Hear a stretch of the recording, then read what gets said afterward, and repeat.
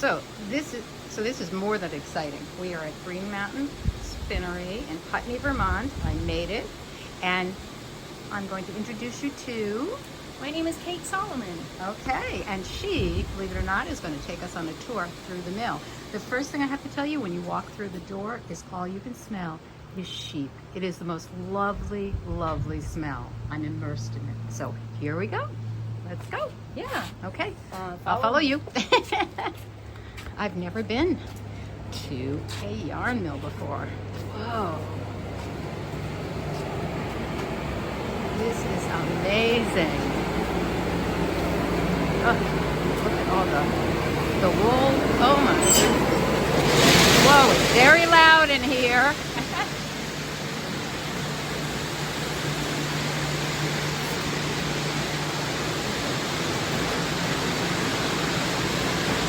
Okay, I'll talk loud so you can hear me. Whoa, oh my gosh. I am walking through all of this fiber. Whoa, look at this. This is amazing. Yeah, I like to start our tours back here, in part because it's a quiet space, and in part just so that you have a chance to see all the beautiful fiber that is waiting to go through our production facility. Oh, amazing. And where do you get all of this wool? From all across the United States. Oh, okay. Yeah. Gotcha. So the mill got started back in 1981. We're a worker-owned cooperative, and the organization got started by 4 fiber enthusiasts who were in a book club at that time. They were reading a economics book that they found really fascinating. It was called Small is Beautiful, and it got them thinking how a small could provide a really valuable resource in the area. Just east of us is Harrisville, which is another woolen spun yarn mill, but they're operating at a much larger scale than we are. So for the single carding machine that we have here, they have 8. Wow. Our minimums are just 35 pounds of fiber, and so that means that people with much smaller flocks are able to get a product available to them from their fleece without waiting for many, many shearings to accumulate all of the fiber that they would need to be spun at a larger facility like Harrisville. And we've been spinning in that space ever since. So about 70% of the yarn that we make here is for other people. So fiber producers, yarn stores, dyers, weavers all across the country send fiber to us. We make yarn to their specification and send it back to them. In many cases they dye it, but they will always then sell it to their customers. And so it's quite possible that you and some of your friends have knit with our fiber without even knowing it. Wow, amazing. So at this point, the largest flocks in the United States no longer live in New England. They are living out west where they've got access to public lands for grazing. And so some of our fiber that we turn into the yarns that we make available to our retail customers comes to us from the Rocky Mountain Range. And so we get a blend of fine western wool that includes Columbia and Targhee and Frisian fleeces that typically go either undyed into our yarns or are sent to a dye house where they are clean, scoured, and dyed. We have a palette of 13 colors that we can blend with each other and with undyed fiber to create almost all of the colors that you saw in our shop. Wonderful. Oh, fantastic. Yeah. Okay.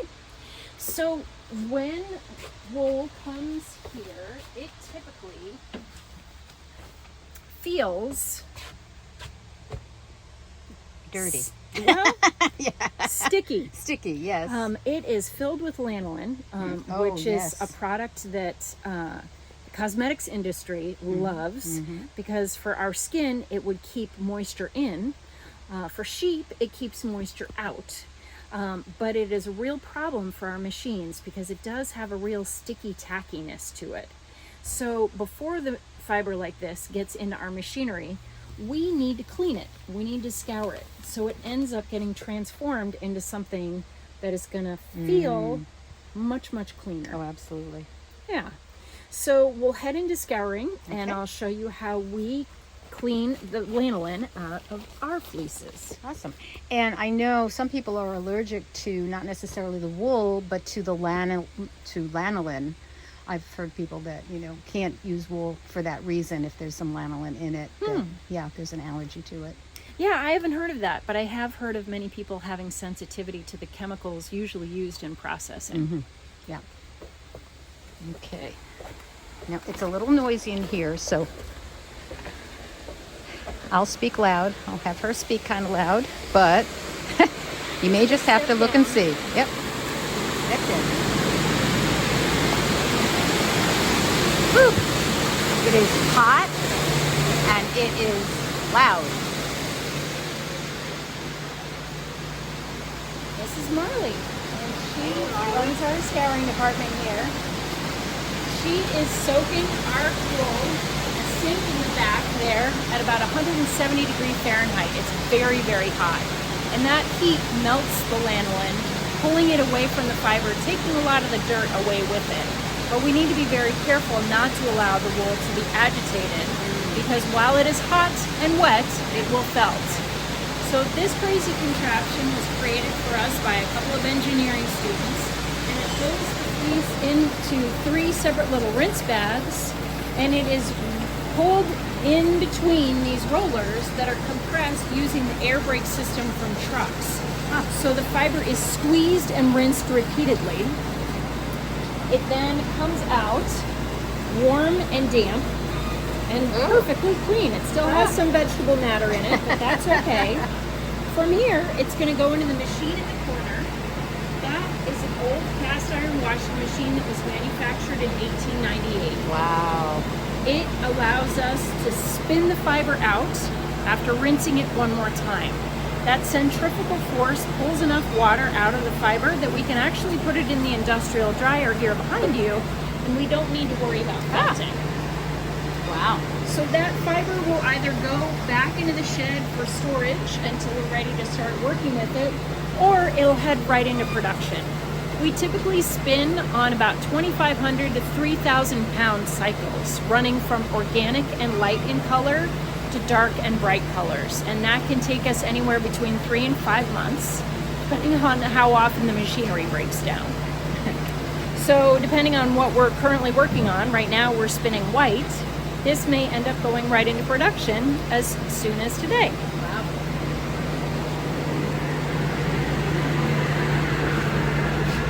So our next machine is our picker. Underneath that metal hood are rows and rows of metal teeth, and they're going to comb through the fiber. So they are going to pull wool apart and get it ready to go in the carding machine. When we're working with a yarn that's a combination of different fibers or different colors and fibers, we can create a recipe for the full batch based on ratio of weight, layer it on the floor here, and then feed it through this machine, and that'll start the blending process for us. So the fiber goes through a tube in the wall.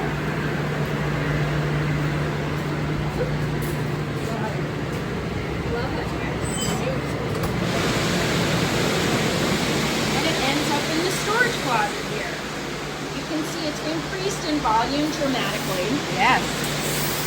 It will typically go through this system 2 or 3 times, and on its last trip through, it'll get sprayed with a light coating of an organic canola oil blend, and that spinning oil is going to help the fiber get through the carding machine where it's headed next.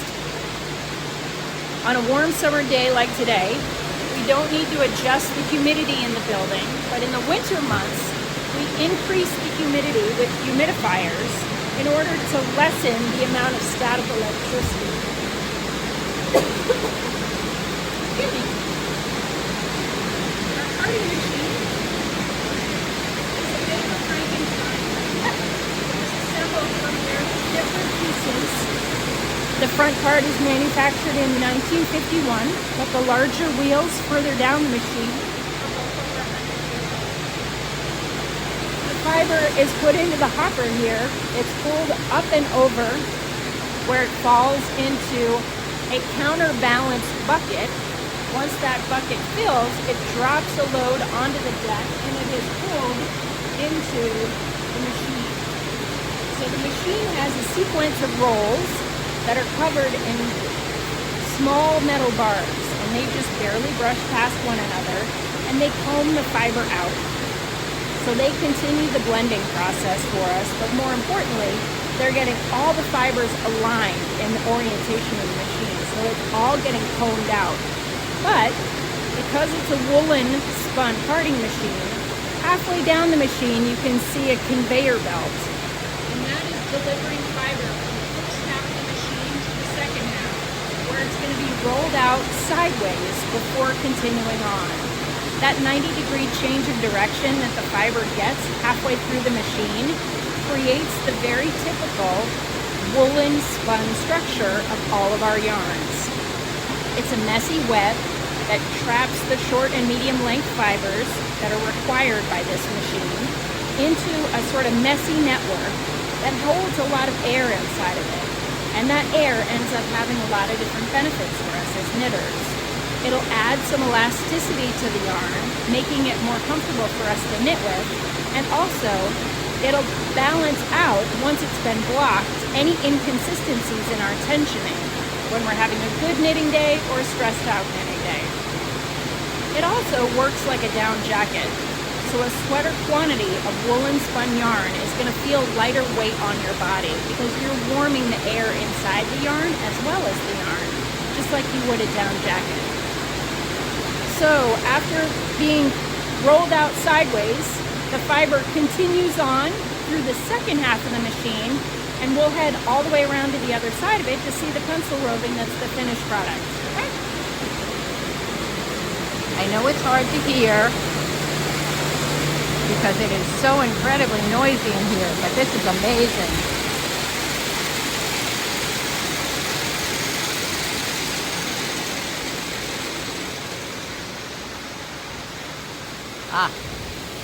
It's much quieter over here. Oh, look at this. So here is the pencil roving. That's the finished product of our carding machine. You can see by taking a close look at it, that sort of messy structure that I was telling you about. Oh, yeah. You'll also notice it's super duper fragile. Yes. It's about as strong as dryer lint. Yep. It's not strong enough for us to start knitting with it. Right. So we need to spin it to give it some strength. So great big rolls of this are brought over to our spinning frame, which is the machine that's making all the noise this morning. And we'll go take a look at how that spins it into a single ply. Okay, back to the noise. Oh, wow. This is amazing.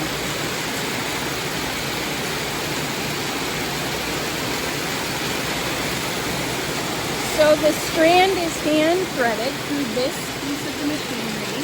This is spinning it. And so it ends up actually wrapping itself around bobbins that are mounted on that bottom arm. The bobbins themselves are spinning and the whole mechanism is moving up and down so that ply gets wrapped around the bobbin almost like a single thread, so it's not getting wound in just one spot. Here you can see that we're spinning two strands of pencil roving together into a single ply. We can actually spin as many as 6 of those strands together to create a variety of ply sizes running from a lace weight all the way up to a bulky. Once bobbins like these are filled, we bring them around the corner where they're going to get steamed.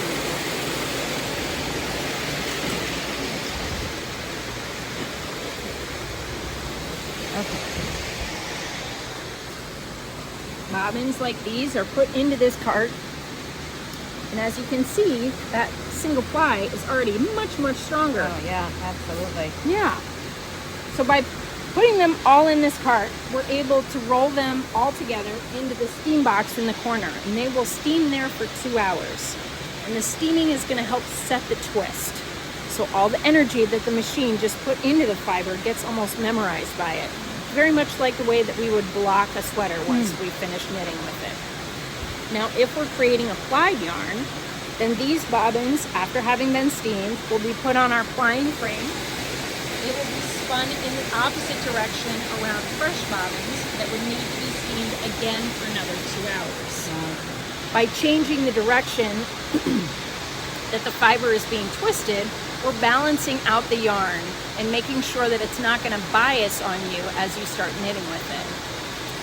Now after that second steaming, we need to get the yarn off the bobbins. So we can either comb them off using this machine that's closest to us. That's a put up that weavers typically prefer. Or we can use the skeiner a little further back in the room. That allows us to wind off as many as 12 identical skeins at the same time. When we're working with yarns that we'll sell to our direct customers, we wash the skeins one more time in order to remove that coating of spinning oil that we added to the fiber in the picker. So those skeins get put in a washing machine in the back, and they're soaked with some eucalyptus, a no-rinse soap that adds a touch of lanolin back into the yarn, and then they air dry on the rack overhead until they're ready to be twisted and labeled. Amazing. Ugh. And when we go to the store and we just pick up a yarn, we just like, without any thought, it's like, oh, well, you have no idea the complexity of this process. Mm-hmm. Wow. Well, thank you so much. This You're has been very an welcome. absolutely amazing tour. Ah, wow. That was just worth it just to come up here for that alone. So we're back in the shop, and I can share with you all of the different yarns that we have here. We'll start over here on our worsted weight wall. So we've got our 2-ply weekend wool here, which is made with that bale dyed wool that we looked at in the fiber shed. And over here we've got some organic skeins and some Green Mountain Green, which is a soft wool and mohair blend.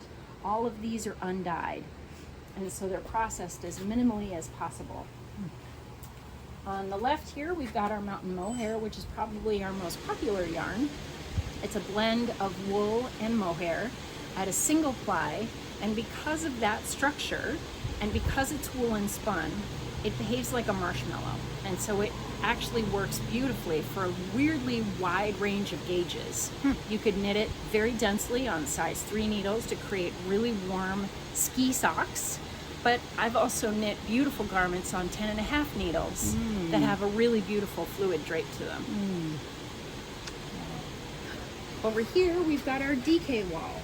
So on the upper left we've got our 100% music, 100% wool music. We also have a couple of organic DK skeins that come to us from a flock in New Mexico.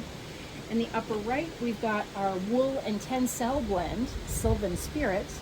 That tencel is a wood pulp product similar to rayon, but made in a closed loop system, so there are fewer chemical consequences. And it, because it's a plant fiber, adds a lot of beautiful movement and drape to a fabric. And because it's a super duper bright shiny white, it adds wonderful stitch definition as well. Along the right here we've got our Alpaca Elegance, which is a 50-50 blend of alpaca and wool.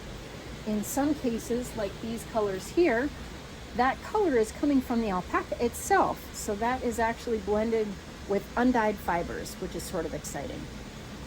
And in the lower corner here is our Cotton Comfort. That is a 20% cotton and 80% wool blend. And what's fun about these skeins is that they are sent out to be dyed after the fact. And in some cases, the chemicals involved in the colors absorb into the wool faster than the cotton. So those beautiful tweedy flecks that you can see in the yarn is actually the visible cotton comfort, or the cotton content in that yarn. Wow. Is this woolen spun? No, this is not. Everything that we make is woolen spun. Oh, okay. Gotcha. Even though it's plied, it can be woolen spun. Gotcha. That's right. Gotcha. Yeah. And in the corner over there, we've got our variegated DK weight ragtime yarn in this column here. And then we've got our beautiful single ply wool and mohair blend, Simply Fine, which works at a fingering or a sport gauge. And in the upper corner there, we've got our fingering weight Lana, our 2-ply 100% wool fingering yarn. Beautiful. Wow. I'm on yarn overload.